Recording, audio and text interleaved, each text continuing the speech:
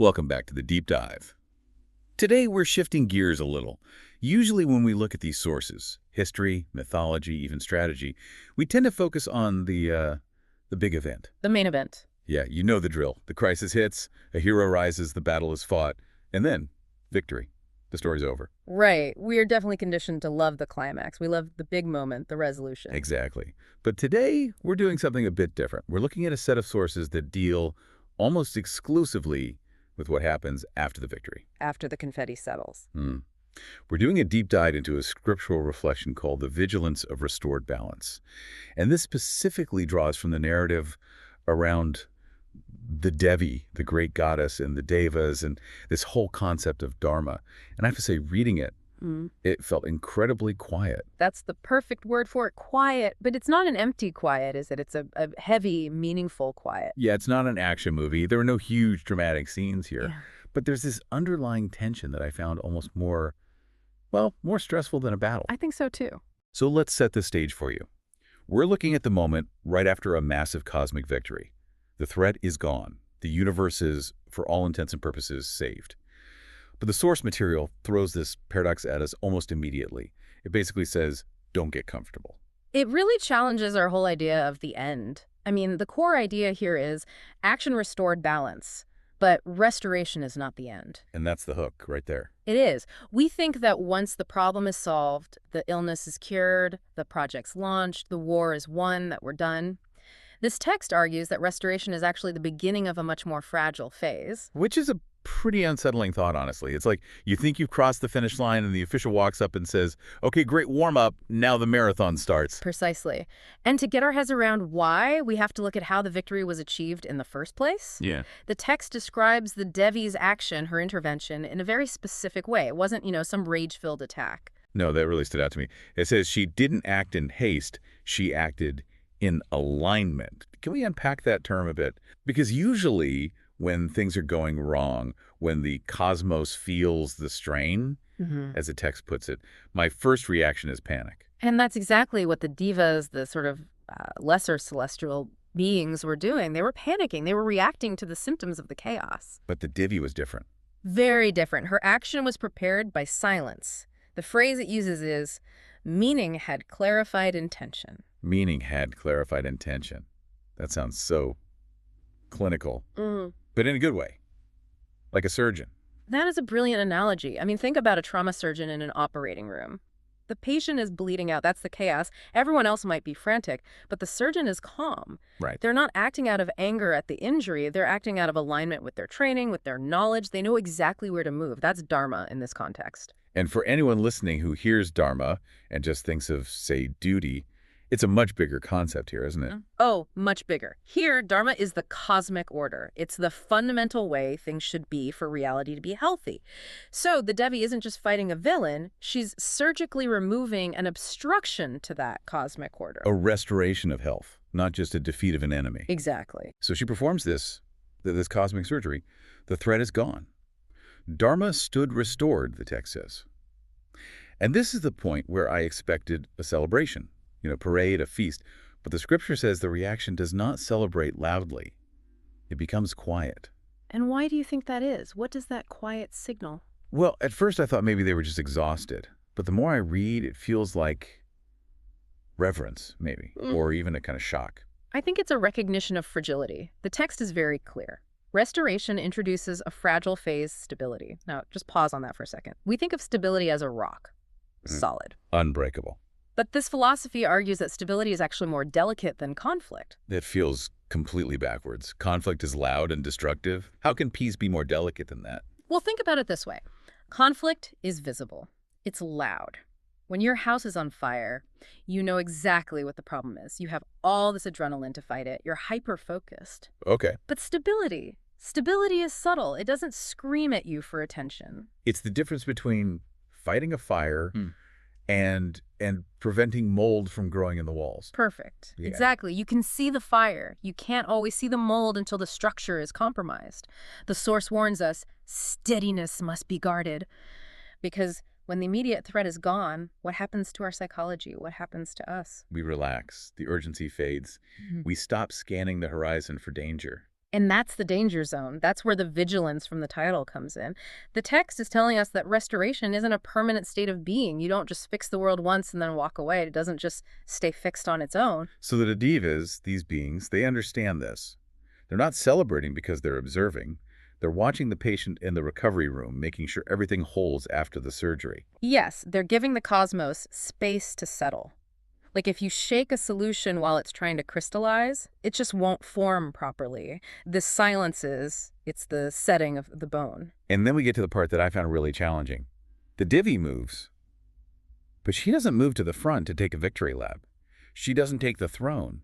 She withdraws. It's a pivotal moment in the entire narrative. But I have to be honest, if I just saved the universe, I think I'd want the credit. I'd want to stick around and, make sure everyone remembers who's in charge. Mm-hmm. And on the flip side, if I'm one of the divas, I'm probably terrified. The ultimate power just left the building. It almost feels like abandonment. It feels like abandonment if you're looking for a ruler to solve your problems. But the source explicitly says her withdrawal is not as abandonment, but as trust. Trust in whom? The divas. The same ones who were panicking just a little while ago. Yes, and that's the gamble of all true leadership, isn't it? Or even parenting. Let's go back to that idea of teaching a child to ride a bike. Okay, I'm with you. You hold the back of the seat. You run alongside them. That's the intervention. That's the Devi restoring balance. But if you never let go of that seat... The kid never actually learns to ride. They're just a passenger. They're dependent. Exactly. If the Devi stayed in visible dominance, as the text puts it, if she stayed there holding everything together by her sheer power, the Devas would remain children. They would never develop the spiritual muscle to maintain Dharma themselves. Her withdrawal creates a vacuum. And that vacuum has to be filled by their own responsibility. Correct. It forces them to grow up instantly. This brings us to what the source calls the quiet transfer of responsibility. And there's a maxim here that I think is the absolute core of this entire deep dive. I mean, I highlighted it 3 times. Power intervenes. Discipline sustains. It's a beautiful and brutal distinction. It's brutal because discipline is so boring. It is. It really is. Power is exciting. Power is the lightning bolt that breaks the deadlock. It's that huge burst of energy, but you can't live your life as a constant lightning bolt. Discipline is the daily maintenance. It's like a completely different kind of energy. I was thinking about it in terms of, say, getting in shape. Power is that first week where you go to the gym every single day, you totally change your diet, you're motivated. That's the intervention. Right. But discipline. Discipline is the next 5 years of choosing the salad when no one is watching. Yes, that's the hard part. And the text follows it up with another maxim. Victory removes disruption. Vigilance prevents its return. Victory is a single event. You can point to it on a calendar, V-Day. But vigilance doesn't have a date. It's a continuous state of being. It's an infinite process, and the source describes the atmosphere at this point as totally lacking in drama.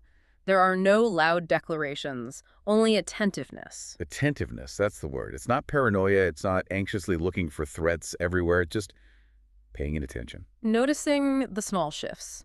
Because, as we said, stability is subtle. If you aren't attentive, you won't see the balance start to shift back toward chaos until it's already a big problem again.